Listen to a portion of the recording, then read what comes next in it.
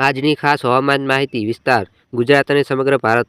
આજનું હવામાન માત્ર ઠંડી પૂરતું જ નથી, આજનો પવન ભેજવાળો અને આગળ આવતા દિવસોનો સંકેત ખૂબ જ મહત્વપૂર્ણ છે। નમસ્કાર મિત્રો, આપ જોઈ રહ્યા છો આજનું તાજું વિશ્લેષણ આધારિત હવામાન અપડેટ।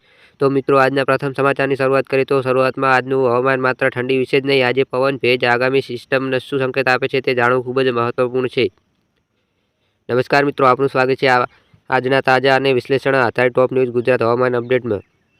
આજની મુખ્ય હવામાન સ્થિતિ જાણવા જઈએ તો જાન્યુઆરીમાં ઉત્તર ભારત તરફથી આવતા ઠંડો અને સૂકો પવન ગુજરાત સહિત પશ્ચિમ ભારત પર અસર કરી શકે છે। પવનની દિશા ઉત્તર અને પૂર્વ તરફથી વહી રહી છે। પવનની ઝડપ 13 થી 24 કિમી પ્રતિ કલાકની છે। આ કારણે ઠંડી વધુ અનુભવાશે। તાપમાનની સ્થિતિ આપણે ગુજરાતમાં જોવા જઈએ તો ન્યૂનતમ તાપમાન 7 સેલ્સિયસથી 13 સેલ્સિયસની વચ્ચે છે। મહત્તમ તાપમાન 23 સેલ્સિયસથી 25 સેલ્સિયસની વચ્ચે છે। ઉત્તર અને મધ્ય ગુજરાતમાં સવારની ઠંડી વધુ જોવા મળી રહી છે। સૌરાષ્ટ્ર અને કચ્છમાં સૂકો પવન દિવસે ગરમ લાગશે। ઝાકળ અને ભેજમાં જોવા જઈએ તો સવારના સમયે ઝાકળની સંભાવના છે। ભેજનું પ્રમાણ ઓછું હોવાથી વરસાદની શક્યતા નહીવત છે। ખેતી માટે હવામાન અનુકૂળ પરંતુ સિંચાઈ રાખવી જરૂરી છે। વરસાદ અંગે આજની સ્થિતિ જોવા જઈએ તો આજના દિવસે ગુજરાત અને ભારતના મોટા ભાગના વરસાદની કોઈ શક્યતા નથી, પરંતુ દક્ષિણ ભારતના ભાગોમાં હળવો છાંટો પડી શકે છે। પશ્ચિમ એટલે કે વેસ્ટર્ન ડિસ્ટર્બન્સ ઉત્તર ભારતમાંથી સક્રિય છે, પરંતુ તેની સીધી અસર ગુજરાત પર નથી। શિયાળાનો આગળ શું છે? હવે આપણે જોવા જઈએ તો શિયાળાનો આ તબક્કો અંતિમ પરંતુ તીવ્ર છે। 19 જાન્યુઆરી પછી ધીમે ધીમે ઠંડી ઘટશે।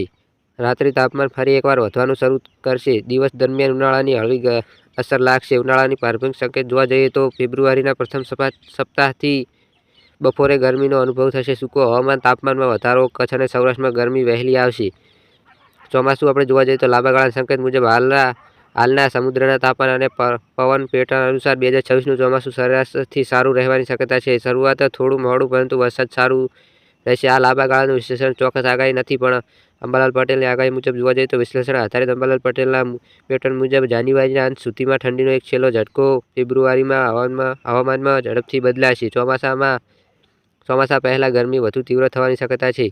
પરેશ ગોસ્વામીના હવામાન દૃષ્ટિકોણ।